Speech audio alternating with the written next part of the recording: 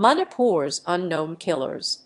3 years of India's bloody ethnic conflict. The violence in the remote state not only endures, but has mutated and deepened, though the assailants often remain officially unidentified. Manipur, India. The loud wails of a 37-year-old nurse pierce the air as she crouches near two coffins to grieve the killing of her infant daughter and 5-year-old son in a blast last month.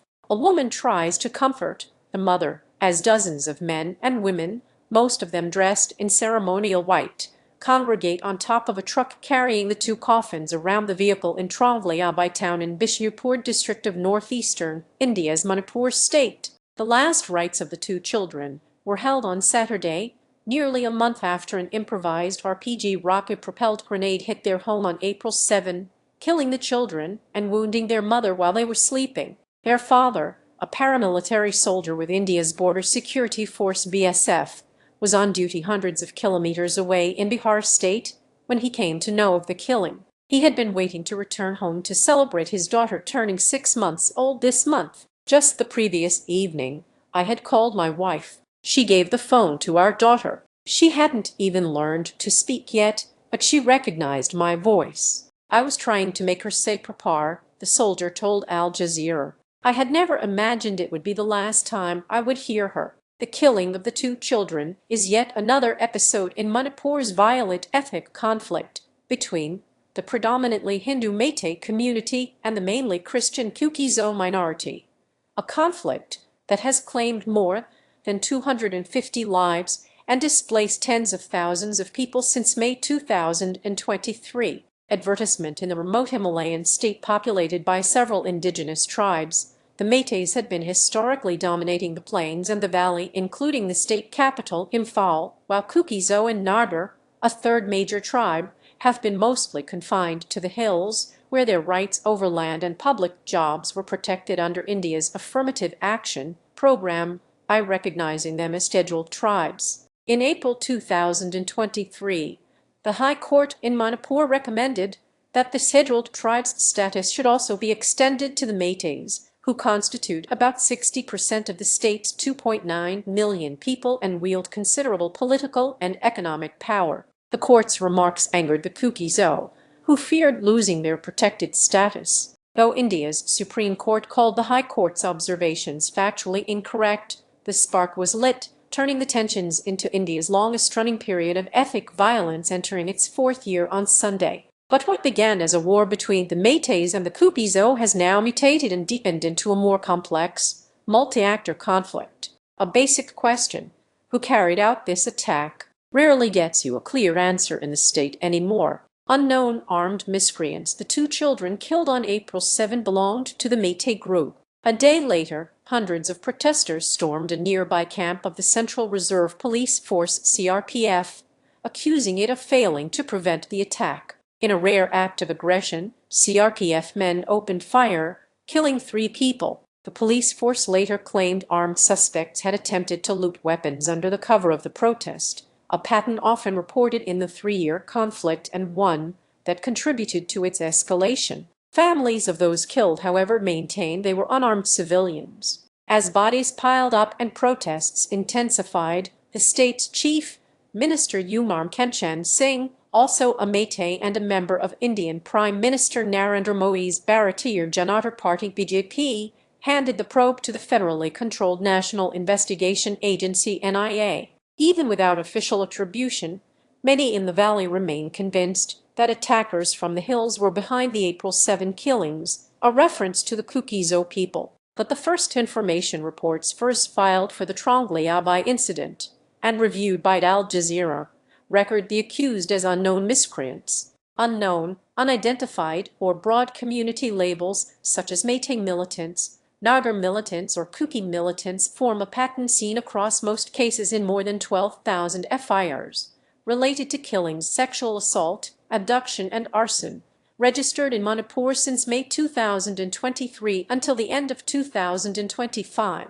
Officials say additional FIRs continue to be registered with the same pattern. Advertisement with the accused remaining unknown, not a single case has resulted in a conviction, compounding the anger and anguish in the state. In fact, the the funeral of the two children was delayed, their bodies stored in a morgue for 25 days, because the family wanted the perpetrators to be identified and punished. They agreed to bury them only after the government assured them of action. Similarly, the body of Wang Zijinvalt, a BJP legislator who was assaulted by a mob in Imphal in May 2023 and succumbed to the resulting injuries in February this year, remains in a mortuary in Churachandpur town, the epicenter of the conflict, as his supporters continue to demand justice for his killing. In Ukhrul district, a young Nagar volunteer, Paushapni Jaming, was shot dead while patrolling his village last month. Hundreds of volunteer groups have emerged across Manipur after civilians took to arms to guard their villages and land. He wasn't given a choice, but was ordered by the community. Everyone was told to defend their land, his 20-year-old wife, Lilichan Jaming, told Al Jazeera. It was our daughter's first birthday. We thought he would come back with a cake. Instead, his body came back. The FIR into his killing names Kuki armed miscreants. The Nagar groups, initially on the margins, got involved in the conflict, particularly in areas where territorial claims, overlapping land boundaries and long-standing tensions with Kukizo groups intersect. On March 13, 2 Kukizo laborers were killed, also in Ukhrul, following the abduction of 21 Nagar men by an unidentified armed group. The laborers, their families say, earned less than $1 a day and struggled to make ends meet. They had gone out to fix a pipeline when they were allegedly abducted and shot dead. The FIR names the Nagar group NSCNIM and unknown militants from a Nagar community, largely based in Ukhrul's Tenkhal areas. Weeks later, no arrests have been made. Even the FIRs into the killings of security forces often do not identify the attackers, blaming them on unknown armed miscreants. At least 14 people, including a paramilitary soldier, have been killed in the past 2 months alone. Even we cannot be sure whether they were armed village volunteers or individuals linked to insurgent groups, a police officer told Al Jazeera on condition of anonymity because he was not authorized to speak to the media. In cases where the officials have alleged the use of explosives, alluded to conspiracies, or invoked anti-terror laws, the identities of the accused have not been established. We don't even know who killed him. We have no closure, the grieving wife of a BSF constable killed by a stray bullet during clashes between the armed groups told Al Jazeera. Boys have gone rogue meanwhile. Chaos has worsened the violence in Manipur, with several armed groups linked to Meitei, Kukizo and Nagar factions operating in overlapping territories, often with competing claims. Security officials report sporadic gunfire, abductions, extortion, and targeted killings without being able to attribute the crimes to a group. In such an environment, repeated references to unknown or unidentified assailants reflect not just investigative gaps, but the fragmentation of violence itself. Advertisement across the state, confusion persists over who is a civilian, who is affiliated with armed groups, and where those lines are blurred.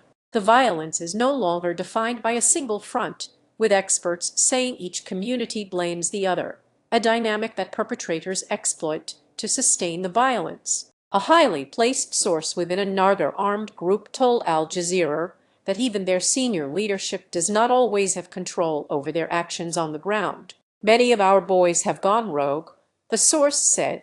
There is no clear command anymore. Even we don't always know who is carrying out these attacks. A similar sentiment is echoed by sources within the armed groups in both the valley and the hills. They say some of their cadres are increasingly acting independently, not always at the instruction of their leadership. Security officials say their investigations often point to multiple actors, armed groups, and village volunteers, but attribution remains difficult. There is involvement of insurgent groups from all three sides, Meitei, Kuki, and Nagar, a senior official said. But on the ground, it is extremely difficult to differentiate. Weapons widen. The crisis security officials say the violence in Manipur is closely tied to the availability and circulation of weapons in the state. Thousands of firearms were looted from police and paramilitary armories in the early months of the conflict and remained in circulation. The availability of weapons has fundamentally changed the nature of the Manipur conflict, an official in Manipur said on condition of anonymity